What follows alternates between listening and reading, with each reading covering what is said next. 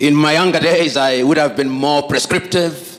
I would have pontificated, but as I grow old, I know, number one, that I do not have monopoly of wisdom. And what I do is to share my thoughts with you and to make suggestions which may not necessarily be true, but they constitute my opinion on the subject at hand. And that is exactly what I intend to do on a subject on which I do not claim expertise. What I have done is to prepare a paper which will be circulated, and I've prepared it in two forms, in the PowerPoint form and in the Word form. I will speak to the paper without reading the paper, and in that way, I believe we'll interact a lot more. And my paper is entitled, The Vision of the Founding Fathers, Looking to the Past to Inform the Future. And I will be alive to the fact that the element of religion is at the heart of the theme that is being interrogated this afternoon. When I was thinking about the paper, the first question that I asked, who are the founding fathers, or who are the founding fathers that the framers and organizers of this conference had in mind? And I was convinced that they must have had in mind some of the key figures that were present in the 1940s and 1950s and 1990s up to 1980s, and indeed up to the 1990s, who participated in the liberation of Africa. But yet, even as I thought so, I was conscious of the fact that when one examines history, particularly the history of the black people, there are a number of individuals who are founding fathers, but are rarely mentioned when we talk about Africa. One of the individuals who came to my mind is a great South African about whom we say very little, Pixley Kaisaka Seme. The South Africans in this assembly will be aware of that great South African who was one of the founders of the African National Congress. And if they care to examine some of his early works, they will also be familiar with one of the greatest speeches ever delivered by an African, delivered at the University of Columbia in the month of April 1906, titled The Regeneration of Africa. Those who have had the privilege and honor of examining that piece of writing acknowledge that Pixley Kaisaka Seme was very conscious of the status of Africa as it was in those days. You will remember that by 1906, Africa had suffered the fate of partition in Berlin, and that it had been partitioned, as we know, amongst the European powers. Prominently, the Germans had their share in West Africa. They had their presence here in Rwanda and Burundi. They were present in what was then Tanganyika. The French were present, the Portuguese were present, the English were present, the Belgians were present, the Spaniards were present, the Arabs were present, although they were not part of the club that partitioned Africa in 1884. And therefore, when he was talking about the whole idea of the regeneration of Africa, the choice of his words, because he was speaking in a foreign tongue, which I am speaking in this afternoon, he was very clear about the words that he chose. He talked about the regeneration of Africa. And when one talks about regeneration, it means that there was an Africa which had a certain level of development, and that had suffered at the hand of the foreigners, and therefore it needed to be regenerated. Those of you who are familiar with the thoughts and works of Senegal's Anta Cheikh Diop will know that Anta Cheikh Diop does recognize that there was indeed an Africa which had certain levels of civilization. In fact, the more romantic historians suggest that when Europe and Europeans were still living in the caves in the western part of Africa, there were organized kingdoms, and that there were libraries which rival the largest libraries in Africa today. Indeed, those of you who are students of religion like Professor here will know that people like Augustine of Hippo or Athanasius, some of the early thinkers in religion, were resident in what may today be called the Maghreb. In other words, therefore, when Pixley Kaisaka Seme was speaking in 1906, and he was talking about the regeneration of Africa, he was telling us that Africa needs to rediscover herself, and that Africa needs to move a notch higher in order to find her pride of place amongst the comity of nations. It is instructive, therefore, that the works and the ideas of Pixley Kaisaka Seme were to be picked and developed a little later in time by other great African thinkers, yet one who is seldom mentioned, James Emmons Kwegyir of Ghana, normally referred to as Agri of Africa. Many of you, particularly the Ghanaians who are here, will remember that James Emmons Kwegyir was the first Ghanaian to earn a PhD and one of the early African leaders of the famous Achimota College in Accra, Ghana. And James Emmons Kwegyir was indeed very clear in his mind. The story is told of James Emmons Kwegyir, which I'll relate to you now that I have more time that was allotted to me. And the story is one that has been told by different people in different ways, but even if I retell it in the manner which offends the original story, my point will still be made. The point is this. He said, and he remembers as a teacher, that at one time there was a poultry farmer. And he says that this poultry farmer could only keep one thing, because when you're a poultry farmer, you only keep chicken. But he remembers that at one time, some of his chicken that he was keeping strayed into the bush. And when they came back home, there was within their ranks another chick which did not look like them. It was the chick of an eagle. And one day, after a passage of time, a naturalist came to the farmer and saw the eagle in all its splendor. And he said, "This is not a chicken, this is an eagle." But the farmer said, "I know. It was once an eagle, but it has been fed on chicken feed for too long. It has long lost its chickenhood. It has long lost its eaglehood. It has now acquired chickenhood." And the poultry farmer and the naturalist said, "No, once an eagle, always an eagle, no matter how long you are fed on chicken feed." And the naturalist said, the farmer said, "I want you to demonstrate." And in the evening, he put the chick on his palm and urged it to fly, but it refused to fly. And the story is told, the farmer said, "I told you, it was once an eagle, it was fed on chicken feed, it has lost its eaglehood, it is now a chicken." But then the following day, the naturalist came early in the morning, and as the sun was rising, he put the chick on the palm of his hands and urged it on, and it flew and never came back again. And he said, "I told you, once an eagle, even if you feed it on chicken feed, it will remain an eagle." And he said so animatedly, it is reported, that is who an African is. He could have been fed on chicken feed, but it has never lost its eaglehood. James M. Kwejiragri was underlining the fact that no matter how devastated you are, you will always have that inner self. And I think the person who captured it in order to lay the basis of this as an artist is a man that we call Wole Soyinka. Now, many of you who are Nigerians here will remember Wole Soyinka's famous writing, "The man died, the man died, the man died, the man in you must never die," and the man includes the woman. And I'm laying this basis for us to understand that when we talk about forefathers, we must never forget individuals such as Pixley Kaisa Kaseme. We must never forget people like James M. Kwejiragri. We must not forget people like Cheikh Anta Diop. And if we want to go into the diaspora, we must never forget individuals such as Marcus Garvey of Jamaica. And we must never forget individuals such as W.B. Du Bois.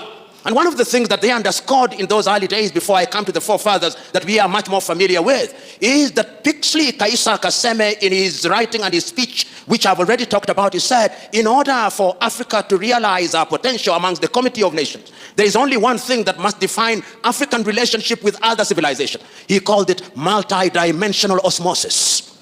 And what he called multi-dimensional osmosis becomes much more relevant, particularly today, when we are trading with China, when the osmosis is not multi-dimensional. And the osmotic is only in one direction, is monodirectional. And what he meant at that time is that Africans must engage with other civilization, but that engagement must be of such a nature that it is mutually beneficial and the relationship is symbiotic. And I think that is what we want to underscore today, even as we talk about religion and the place of religion in giving pride of place to self-governance and religious freedom as an important pillar in one of the 7 pillars of Africa Agenda 2063. But yet I cannot at this stage yet go into Africa Agenda 2063 before I examine what was the vision of our founding fathers and who were they. In my own examination, and I stand to be corrected on this, whenever we talk about the founding fathers of Africa, we are normally directed to remember the 32 leaders who gathered in the month of May 1963 in Addis Ababa, Ethiopia. And I encourage us to look at the views of these individuals, but even before we go to that particular period, to look at some of the early thoughts and some of the things that animated these individuals to the extent that we now call them the founding fathers, and what it is that they had in mind that defined them as the founding fathers. And I take us back to 1957 in Accra, Ghana, on the day that the country then known as Gold Coast regained her political independence. And see how deliberate I am. I'm saying the country regained her political independence, did not acquire her independence. She regained an independence that she had lost by dint of force and by dint of both strategy and stratagem. In 1957, on the day of the regaining of the independence by Ghana, Kwame Nkrumah was as passionate as he was eloquent. He said that the independence of Ghana meant nothing unless all the other African countries were independent. And what did independence mean? Because at that time, and you will give me a little latitude in order to give some flavor to my presentation. If you look at the individuals who are present at that time in terms of the commonality and the unanimity of their vision, one had to look at Africa and understand what it is that they were talking about.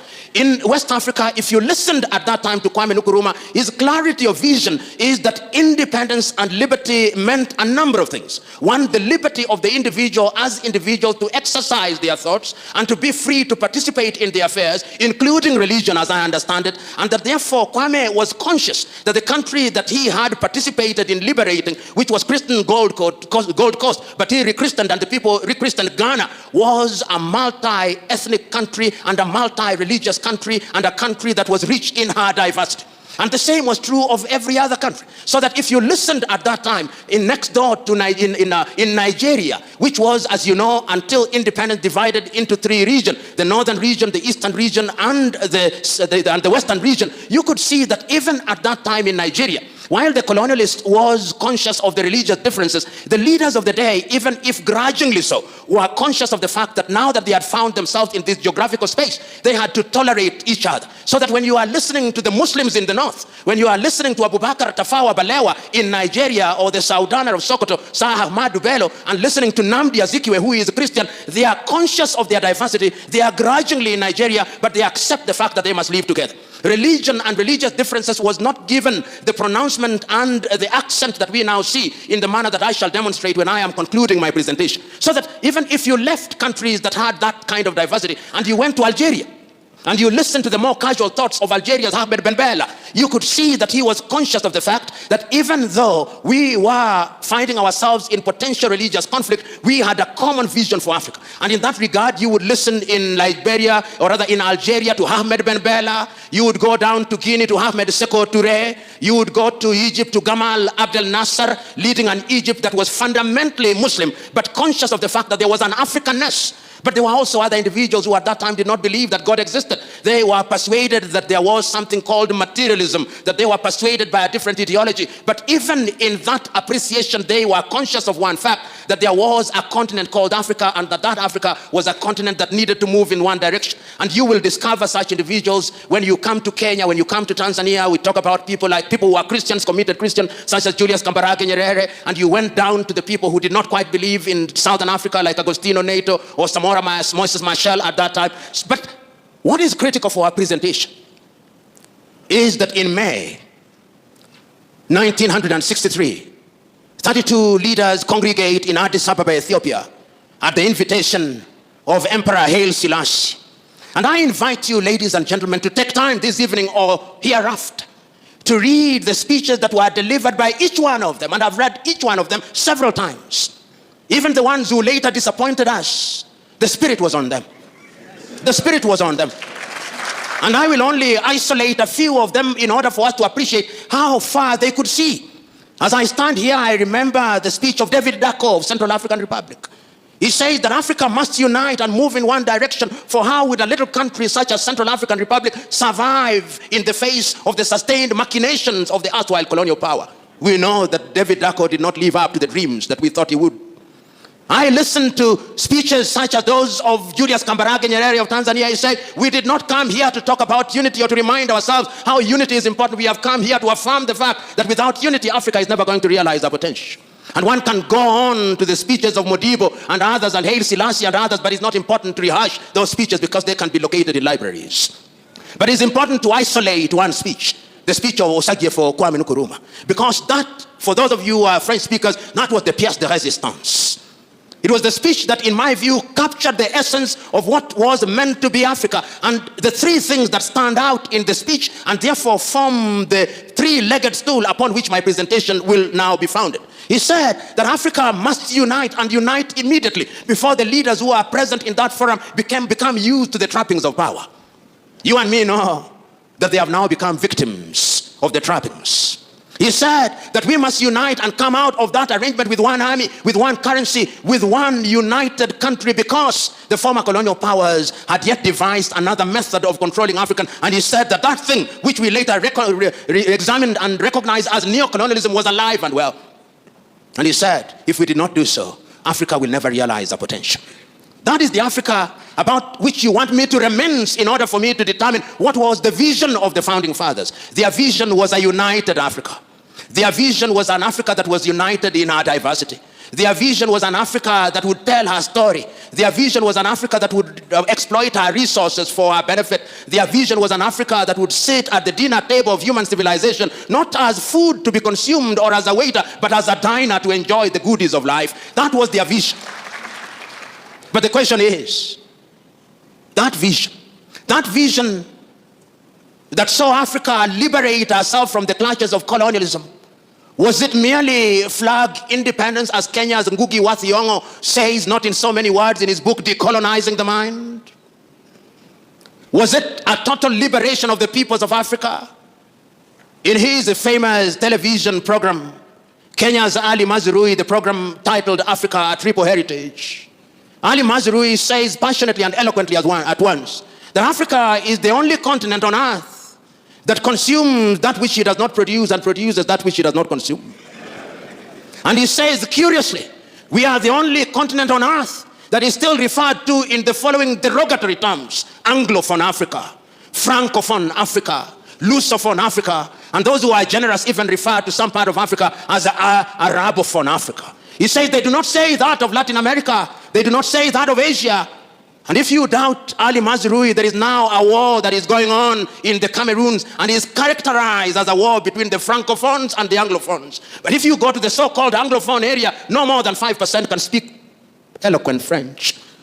Yet there are many ethnicities in that part of the world. And I'm submitting to us that this is important because it demonstrates that there is something in our mind that we have yet to liberate ourselves. We have yet to decolonize our mind, which Ngugi wa Thiong'o says is a prerequisite to our total liberation so that we can engage with the world meaningfully. You know, as I speak to you now, there are 54 recognized independent African countries, particularly if you talk to the Moroccans. But when you liberate yourself from Morocco, there are 55 because of Sahrawi. But I'll be of good manners. I'll say there are 54 recognized and 55 with one unrecognized. That Africa is an Africa that ought to be governed by the vision of the founding fathers. That vision was articulated in the Charter of the Organization of African Unity. One can say that the Charter of the Organization of African Unity did form the foundation stone upon which we liberated all countries, and that these countries were liberated up until 1994 or 1990 with the death of apartheid regime.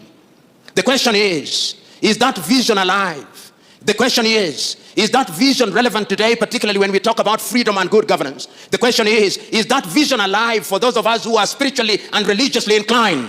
The question is that vision alive? Can it be predicated in the Bible? This good governance that we keep on talking about, what is it? Permit me to refer to the Bible on the assumption that you are readers of the Bible and that you are Christians of Berea, who beyond the preaching will go out and find out whether I said the things that are to be found in the Bible. You know, there are two things in the Bible that inform my engagement with you in this afternoon. One of them is actually located in the Bible, and one of them is located in the dramatization of the Bible, and you'll allow me to repeat that dramatization. The first one is the story of Korah in the Bible. This man Korah, you know what he did? He assembled 250 elders of Israel, and they confronted Moses. And they said, you know, you have made laws unto yourself that you may be a prince over us. He had, of course, poisoned the minds of everybody else. And what happened? The Bible records that they were consumed. God consumed them. Because there is no freedom outside of the law. That is the message that I gather there. And then when they grumbled again, 14,700 of them were consumed. Those of you who are readers of the Luo Bible, there is a mistake in the Luo Bible. They say 14,800. They were actually 14,700 were consumed. Even the Bible can have a mistake. I've drawn it to the attention of the Kenya Bible Society. I think it was a typographical error. But it doesn't take away the point that I want to make. The point that I want to make is that when we talk about freedom, we must remember that freedom must be in the context of good governance. And that good governance must be in the context of the individuals with certain moral values. Mwalimu Julius Kambarage Nyerere articulated it very well in the Arusha Declaration in 1967 when he said that a country must be governed by certain ideals and certain taboos. The things that you don't do and the things that you can legitimately do for the better good. So that even in the Bible, when we talk about the vision of the founding fathers, even without their having been Christians or unanimity as to whether they were picking it from Christianity, there is a sense in which there is a possibility of situating this vision in the Bible. The second element in the Bible that I want to talk about is the dramatization. The time that was allotted to me is about, but remember, I'm also consuming the time that was allotted to Professor Mwencha. So I'm in safe territory. And I'm conscious that the law of diminishing returns is operating after lunch. So I'll conclude very shortly. But the dramatization that I want to talk about before I come to the last limb of my presentation is to be found in a movie which I believe all of you ought to have seen. And if you have not seen it, please watch it. How many of you have seen the 1956 dramatization of the film The Ten Commandments as directed by Cecil B. DeMille? You haven't. If you haven't, go and watch it. And there is an interesting portion in that particular story which once again speaks to Korah and Dathan. When Moses has been on the mountain of the Lord for 40 days and 40 nights, there is a grumbling downstairs, and Aaron and the sister have been made to forge unto themselves a calf as a god. And in the dramatization before Moses comes down on the 40th day, the prophet Joshua moves to the mountain and meets Moses. And when they are in between, there is noise from down in the hill. And when there is noise, Joshua says, there is noise, there is grumbling. And Moses is recorded as saying, those are the sounds of joy and revelry. The people have rebelled against God. He is carrying the 10 tablets of the law, and according to Cecil B. DeMille, as he comes down from the mountain, there are 2 horns from his head. Kiran comes from his head. Kiran meaning horns in Hebrew. And when he comes down, Dathan confronts him and says, you have made unto yourself laws that you may become a prince over us. We have freedom. And Moses says, there is no freedom outside of the law, and those who will not live by the law shall die by the law. And that is the point that I wanted to make. That all civilizations, our founding fathers were convinced that we had to have a legal regime. And this is the basis of the constitution that we inherited from independence. But these constitutions were not homemade. And that is why you see that no sooner had we settled with this constitution than they started being disrupted. But the point I want to make before I come to the constitution is an important point about their vision. This is about a meeting that took place in Cairo, in Egypt, about the doctrine of the inviolability of the boundaries of African states. Because at independence, there were those who took the view that Africa should redraw her boundaries. Those of you who are from Cameroon will be aware what happened between Cameroon and Nigeria. You'll also be aware of the events that took place in Nigeria when there was an attempt to divide the country into 3, leading ultimately to the Biafra War. Those of you who are familiar with the country that was then known as the French Sudan, now known as Mali, will know the attempts that were made at that time. Those of you who are familiar with what was called Tanganyika, which later became Tanzania, will know that fact. Those of you who are familiar with the country that was known as Northern Rhodesia and now Zambia, and the one that is now called Zimbabwe, will know that. Those of you who are familiar with the history of Southwest Africa, now known as Namibia, will be aware of all these activities. So the first thing that the leader said, whether we are Muslims or Christians or animists, as we are called by other people, we shall live in one geographical territory, because the God that we worship is a God of diversity. He's the God that says that there is no Jew nor Gentile. And it must mean, if you are addressing us in Igbo or in some Nigerian language, there is no Yoruba nor Igbo.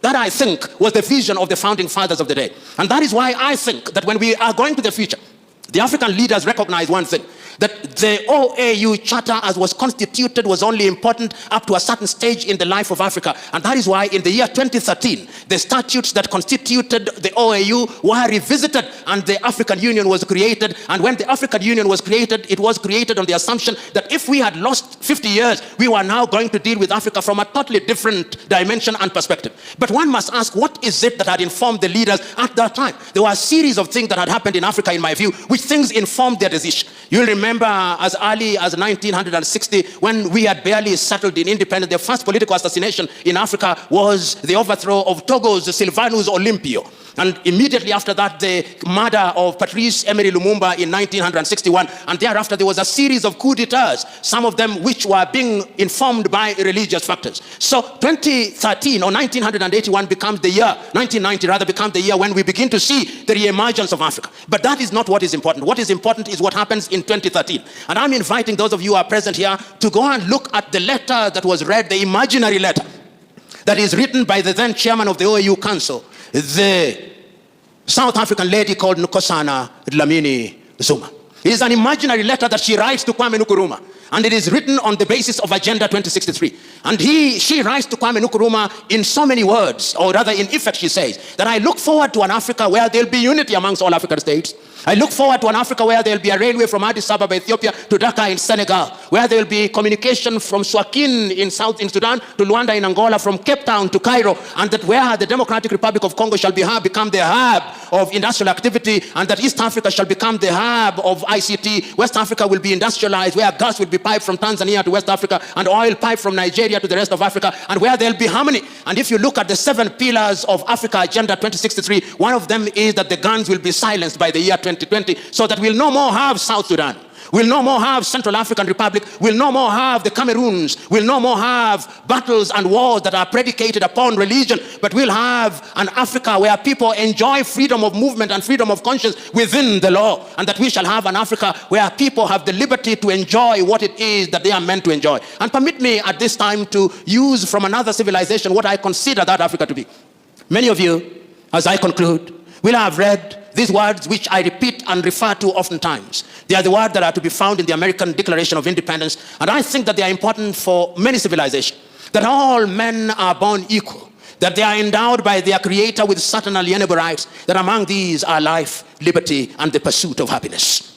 So that it must have been, when we go back to Pixley Kaisa Kaseme, when we go back to James Emmons Kweji Ragri, when we go back to Chekante Diop, when we go back to W.E.B. Du Bois, when we go back to Marcus Garvey, when we come to 1963 and we are talking of Kwame Nkrumah, or we are talking of Sekou Touré, or Olympia, or any of the leaders, it must have been their intention that it is for these reasons that governments are instituted amongst men. And I think that is the second part of the American Declaration of Independence. It is for these reasons that governments are instituted amongst men. These are not the words of the American Declaration, these are now my words. Instituted amongst men to midwife the process of their enjoying those rights. So that any government has a divine duty to ensure that they midwife this process. And if that be the case, therefore, ladies and gentlemen, I'm submitting to us that the founding fathers could see what we cannot see standing on tall trees while they were squatting.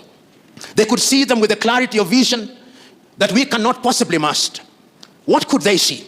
They could see that in order for Africa to realize their potential, the people in Central African Republic cannot run a war that is based on the fight between Muslims and Christians, that it cannot be right. They could see that the diversity of the people in Central African Republic requires that they enjoy their diversity and they live in harmony so that people can realize their potential, so that they can indeed enjoy what God has given them on this earth. They could see that the people in Mali and Mauritania cannot conduct their affairs on the basis of religious diversity. They could see that it is important that the diversity of religion is only a celebration of God in his unfathomable ways. They could see that. They could see that indeed, even in South Sudan, they cannot conduct their affairs on the basis of religious difference. And I'm submitting to us, therefore, in a nutshell, that our leaders in 1963, when they sat, whether in West Africa, or in North, or in East, or in South, conceived an Africa whose sons and daughters would enjoy liberty. And that they would enjoy liberty so that they would lead a fuller life here on earth. But they would have the freedom of choice to exercise their freedom. And that if governments were instituted amongst them, those governments would be trustees of power for purposes of creating an enabling environment. They could foresee that we are diverse with over 3,000 languages, and that in our diversity we could enjoy our unity. In the words of Kenya's Ali Mazrui, our diversity must not be a Tower of Babel, but it could, if we want it to be a Power of Babel. They could foresee that we must recognize that we have no monopoly of wisdom or monopoly of knowledge, and it is not for us to judge, and that is our duty is only to fulfill our affairs. It is in this regard that I see Africa Agenda 2063 as a useful document that attempts to project into the future and to remind us that in 2063, when some of us may be alive and well, that Africa will be a continent that is respected and is not referred to in derogatory terms, whether when it is convenient we are developing, when it is not convenient we are developed, when it is convenient we are the dark continent, when it is convenient we are a rising continent. That we shall, in the words of Patrice Emery Lumumba of Congo, be in a position to tell our story, however bad that story is. That is the Africa that Kwame Nkrumah must have seen. That is the Africa that Modibo Keita must have seen. That is the Africa that Julius Kambarage Nyerere must have seen. That is the Africa that I want you to see. Even you who are sitting here as Seventh-day Adventists, those of you who are sitting here as followers of Jesus Christ, Latter-day Saints, those of you who are sitting here as Anglicans or Presbyterians, the truth is, we are committed to one thing: Christ of Nazareth, passion in Gethsemane, agony in Golgotha, joy on the third day. God bless you.